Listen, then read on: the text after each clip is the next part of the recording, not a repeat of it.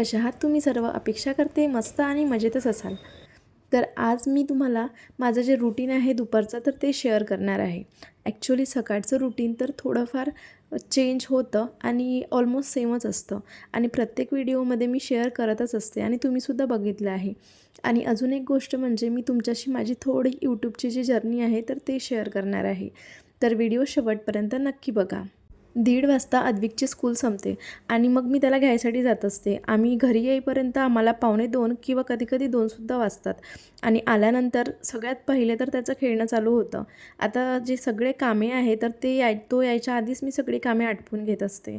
तर आता आल्यानंतर तो सगळ्यात पहिले पूर्ण जे त्याचे खेळणे आहे तर ते पूर्ण हॉलमध्ये काढून ठेवते आणि तोपर्यंत मी त्याचं जे काही जेवायचं आहे तर ते घेत असते. मी त्याला सगळ्यात पहिले भरवून देते. माझा नाश्ता वगैरे झालेलाच होता आणि मी सुद्धा त्याच्यासोबतच जेवण करत असते. जेव्हा आपण लहान असतो तेव्हा आपण असा कधी विचारसुद्धा करत नाही की पुढे जाऊन आपल्याला या सगळ्या गोष्टी सांभाळायच्या आहे. आपण लग्नाच्या आधी कोणत्याच गोष्टी अनुभवलेल्या नसते आणि काहीच आपण या गोष्टी करत नाही आणि लग्न झाल्यानंतर बघा आपल्याला मुलांचा अभ्यास घ्यावा लागतो, त्यांचा टिफिन द्यावा लागतो आणि घरामधली सुद्धा सगळी कामे आपल्याला करावी लागतात, ते पण वेळेत. आणि ह्या गोष्टी आपण सगळ्या अनुभवाने शिकत असतो. यूट्यूब चालू करण्यामागे माझा काही असं व्हॅलिड रिझन नाही आहे, फक्त माझी आवड आहे. कारण जेव्हा यूट्यूबचे ब्लॉग्स असतात तर हे सुद्धा मला माहिती नव्हतं की ब्लॉग्स म्हणजे काय असते, त्यामध्ये दाखवत काय असते. असंच मी यूट्यूब स्क्रोल करता करता जेव्हा अद्विक झालेला होता तर त्या टाईमला रिकामा असा वेळ होता, तर त्या टाईमला माहिती पडलं मला की नेमकं ब्लॉग म्हणजे काय असते. तर तुम्ही ऐकलंच असेल की इरा अँड मॉम म्हणून ते त्या ताईचं चॅनल आहे, तर त्याचे जे ब्लॉग आहे ते मला खूप आवडतात आणि मी ते खूप आधीपासून बघते आणि बऱ्याचशा गोष्टी ज्या आहे त्यांच्याकडूनच मी शिकलेली आहे. कारण माझं जे लग्नाचं पहिलं वर्ष होतं तर त्या वर्षीपासूनच मी त्या ताईचे ब्लॉग बघते. खरं सांगायचं झालं तर फोटो काढायची किंवा व्हिडिओज काढायची आवड मला पहिलेपासूनच आहे आणि घर ऑर्गनाईज करायची आवड तर मला लहानपणीपासूनच आहे. फक्त फरक एवढाच आहे की लहान जेव्हा होतो आपण, जेव्हा घरी राहत होती, तर तेव्हा असे घरामधले कामे वगैरे नव्हती. फक्त काय आपल्या वस्तू व्यवस्थित ठेवणं एवढंच काम होतं. बट आता घरातली कामे, शिवाय घर ऑर्गनाईज करणं, मुलांना सांभाळणं या सगळ्या जबाबदाऱ्या आहे. बट मला आवडतं हे सगळं करायला आणि मला काय वाटतं की आपल्यावरती डिपेंड असतं की आपल्याला करायचं काय आहे नेमकं. कारण आपण जर ठरवलं तर सगळ्या गोष्टी आपण पॉसिबल करू शकतो. तुम्हाला तर जे माझे रेग्युलर व्ह्यूवर्स आहेत त्यांना तर माहीतच आहे की मी कोचिंग क्लासेसमध्ये 8, 9, 10ला शिकवते आणि तेवढं तरी माझ्यासाठी इनफ आहे की काहीतरी मी करत आहे असं मला वाटतं. बट यूट्यूब मी हे फक्त माझी आवड म्हणून करत आहे. सुरुवातीला जेव्हा मी यूट्यूब चालू केलं होतं, तेव्हा मी जस्ट असं व्हिडिओ टाकायचे म्हणून स्टार्ट केलेलं होतं. बट खरं सांगते मी की यूट्यूब स्टार्ट करणं तेवढंही सोपी नाही आणि तेवढंही कठीणसुद्धा नाही. फक्त कन्सिस्टन्सी महत्त्वाची आहे आणि ती कन्सिस्टन्सी आपल्याला जर मेंटेन करता आली, तरच आपण यूट्यूब चालू करू शकतो. आणि असं काही नाही की सक्सेस मिळत नाही, सक्सेस हा मिळू शकतो. आता बघा मला जवळपास 1 वर्ष तर झालंच असेल की मी यूट्यूब स्टार्ट केलेलं आहे आणि मधात मी 5-6 महिने तरी मी ब्लॉग्स काही टाकलेच नाही. कारण माझे क्लासेस वगैरे चालू होते, तर मी यूट्यूबचं माझ्या डोक्यातून निघून गेलं आणि नंतर मग मी अचानक आणखी स्टार्ट केलं. तर सुरुवातीला माझे जे व्ह्यूज होते ते छान होते आणि आता सबस्क्रायबर पण जास्त आहे नाही. ती कधी-कधी असं मला वाटतं, आता प्रत्येकाला आपल्याला असं वाटत असतं की काय करायचं आता एवढी मेहनत करूनसुद्धा जर आपल्याला काही व्ह्यूज वगैरे येत नसेल, सबस्क्रायबर वाढत नसेल तर सोडून द्यायचं.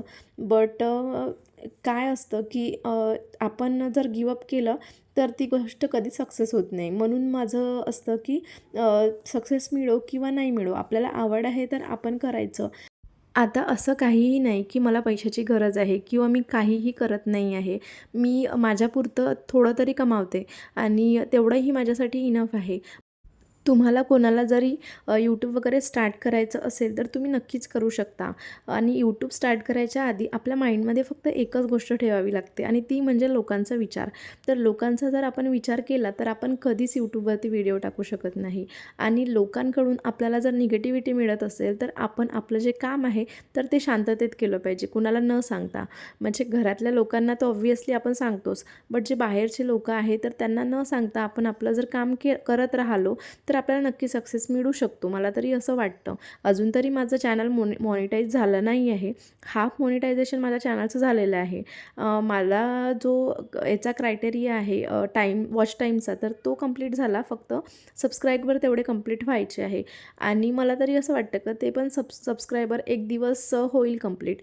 आपण पॉझिटिव्ह विचार केला तर पॉझिटिव्ह घडेल असं मला वाटतं. आणि आपण व्हिडिओ जेव्हा टाकतो तेव्हा तो व्हिडिओ खूप जास्त चांगलाच आपण एडिट केलेला असेल असं नाही. सुरुवातीला आपण जेव्हा व्हिडिओ टाकतो तेव्हा आपल्या व्हिडिओमध्ये काय काय चुका होतात तर ते आपल्याला हळूहळू लक्षात येतात आणि हळूहळू जे आपली व्हिडिओ बनवायची जे टेक्निक आहे किंवा मग व्हिडिओमध्ये काय दाखवायचं हे आपल्याला हळूहळू जेव्हा आपण बनवतो तेव्हा समजते आणि काय बोलायचं हे सुद्धा नंतर आपल्याला आपोआप कळते. मलासुद्धा पहिले कळत नव्हतं की व्हिडिओमध्ये नेमकं बोलायचं काय, बट आता हळूहळू मी ब्लॉग जसे जसे टाकत जाते तसं तसं मला कळते की काय बोलायचं. त्यामुळे ज्यांना कोणाला यूट्यूब जर स्टार्ट करायचं असेल त्यांनी नक्कीच तुम्ही यूट्यूब चॅनल तुमचं चालू करू शकता. असं काही नाही की फक्त डेली ब्लॉग्सचंच आपण चॅनल बनवू शकतो.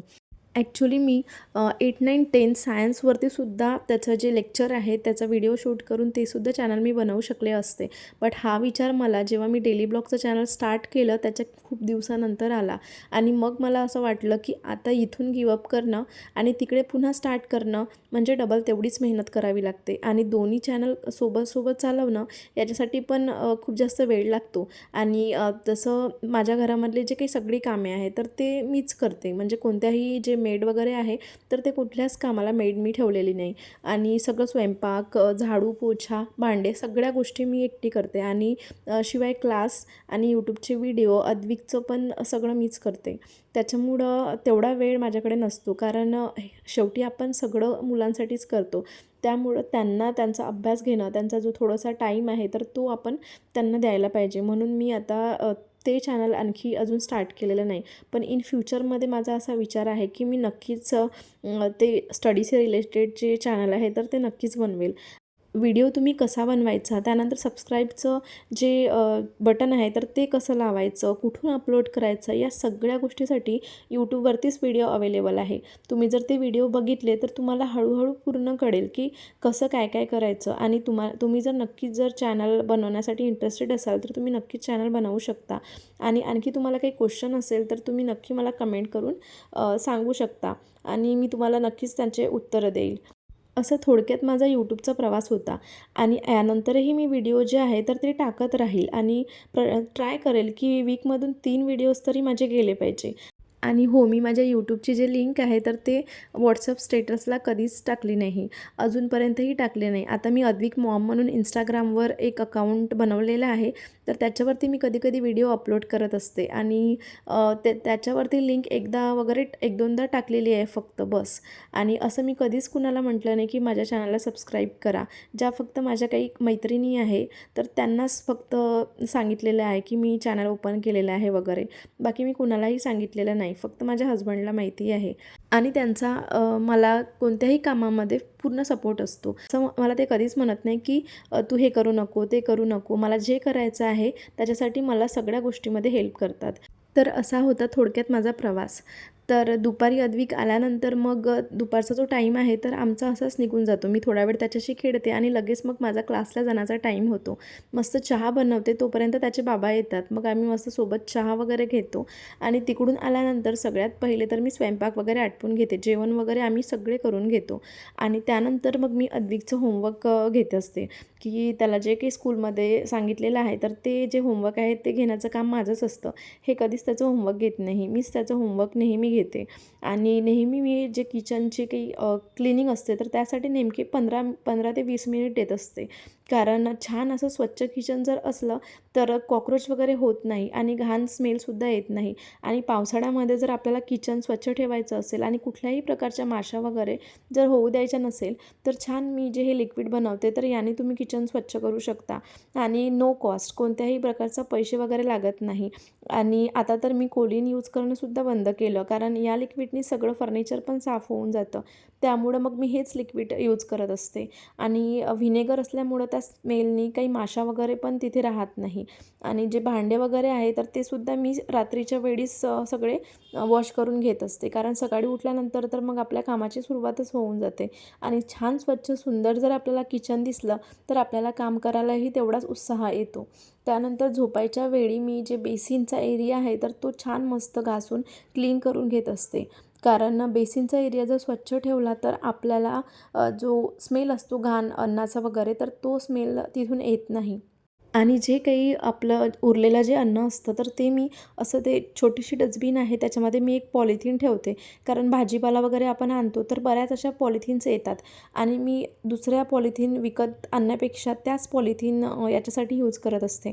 आणि त्या डस्टबिनमध्ये पूर्ण जे काही बेसिनमधलं उरलेलं अन्न आहे तर ते त्याच्यामध्ये टाकून देत असते आणि सकाळी उठून ते डिस्पोज करते. छान मस्त बेसिन वगैरे वॉश करून घेते. त्यानंतर जे काही आपण घासणी वगैरे यूज करत असतो तर ते सुद्धा मी वॉश करून घेते. तिथल्या ज्या बॉटल्स आहेत त्यासुद्धा मी छान वॉश करून घेत असते. आणि या छोट्या छोट्या गोष्टीला काही जास्त टाईम लागत नाही आणि त्याच्यामुळं मग आपलं जे किचन आहे ते छान मस्त स्वच्छ राहतं. त्यानंतर जे काही पॉसिबल झालं तर घरामधलं जे काही अद्विकची खेळणे आहे तर ते उचलते आणि कधी-कधी थकलेली असेल तर मग ते दुसऱ्या दिवशी सकाळी उचलते. मी उचलते किंवा अद्विकचे बाबासुद्धा उचलतात. बघू शकता तुम्ही किती छान मस्त स्वच्छ किचन दिसत आहे. तर आजचा व्हिडिओ तुम्हाला कसा वाटला कमेंट करून नक्की सांगा. आणि हो, चॅनलवर नवीन असाल तर चॅनलला प्लीज सबस्क्राईब करा, लाईक करा, शेअर करा, कमेंट करा. आपल्या चॅनलवरती तुम्हाला ऑर्गनायझेशन आणि घर व्यवस्थित कसं ठेवायचं, कामे कशी मॅनेज करायची, कुठल्या कुठल्या क्लिनिंग हॅक, किचन टिप्स हे सगळे व्हिडिओ तुम्हाला बघायला मिळेल. सो टेक केअर फ्रेंड्स, भेटूया नेक्स्ट व्हिडिओमध्ये. Good night, bye.